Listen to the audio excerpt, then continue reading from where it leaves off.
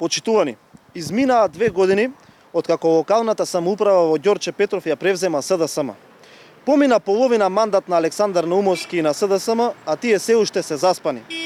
Во очекување сме на уште една пресконференција за отчет на градоначалникот, во која во стил на премиерот Зоран Заев ќе се пласираат неаргументирани лаги и факти кои немаат никаква врска со реалноста, за кој човек може слободно да се запраша дали Наумовски живее во Ѓорче Петров или во некоја друга општина. Ниту еден капитален проект не е реализиран. Нема ништо од гасификација на Ѓорче Петров, изградба на градинка во Волково, нова амбуланта во Дексион, модернизација на јавното осветлување, уредување на кеот на реката Лепенец, енергетски ефикасни објекти, формирање на јавно комунално предпријатие, нема ништо од изградба на паркинг простори и од изградба и обезбедување простор за пензионерски клубови во сите објекти на местни заедници, нема ништо од изградба на отворен и на затворен базен во Ѓорче Петров, од поправка на тротоарите и паркови зеленило, театар и можност за кино, нема ништо од музеј за цртеж и инкубатор за креативни индустрии, од реконструкција на детската градинка во Дексион и од бесплатната ужина и бесплатната екскурзија за учениците до 5-то оделение. СДСМ и Наумовски им потрошија 2 години на граѓаните на Ѓорче Петров на лаги, манипулации, кафански седенки и пиенки. Се што ќе остават позади нив се закани и пресметки кон неистомисленици, уцени, преместување на работни места, уривање и дивоградби.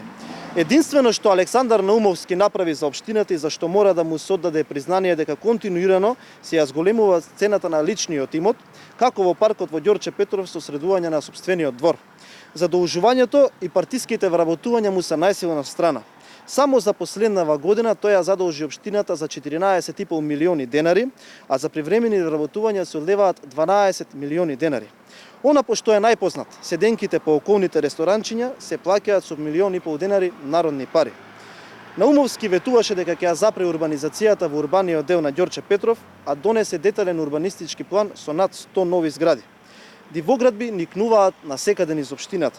Во Ново село се создава една од најголемите депонии во цело Скопје, а пак првпат во историјата на селото Орман мештаните останаа без водоснабдување за своите посеви.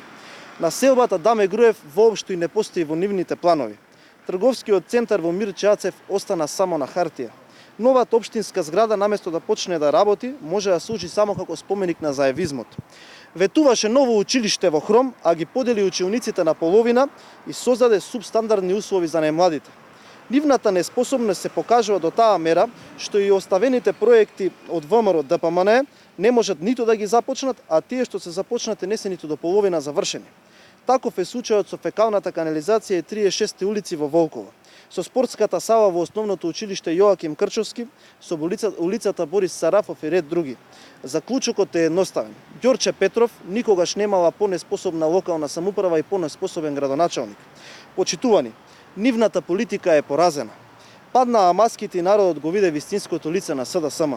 2 години локална, а скоро 4 години централна власт, исполнета само со уназадување и порази. Доста е. Ѓорче Петров е една од најубавите општини во Република Македонија, со особени својствени само за незе. Општина која заслужува домакинска и вредна локална власт која ќе биде сервис за граѓаните. Насекаде да се гради и да се стреми да биде пример за останатите општини во државата. ВМРО ДПМН има капацитет и квалитет тоа да го оствари и за кратко време повторно ќе се градат и прошируваат булевари, кружни текови, спортски сали, фудбалски игралишта, паркови, основни училишта, мултифункционални игралишта и градинки, затоа што граѓаните заслужуваат обнова на Ѓорче Петров. Ви благодарам.